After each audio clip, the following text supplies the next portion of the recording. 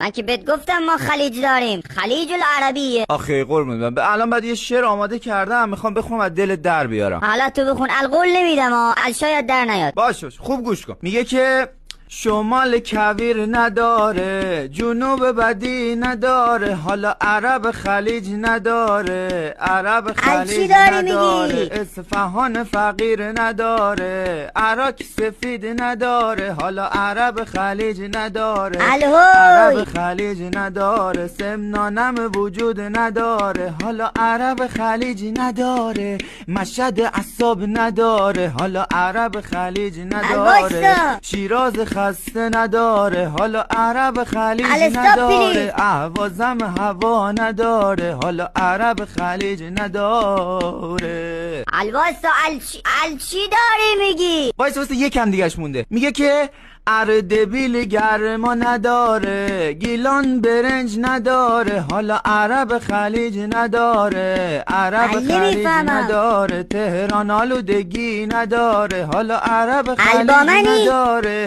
بوشهر سرما نداره، حالا عرب خلیج نداره، بندر که جنسی نداره، اصلا قزوین که ترس نداره، عرب خلیج نداره، عرب خلیج نداره، حالا مادر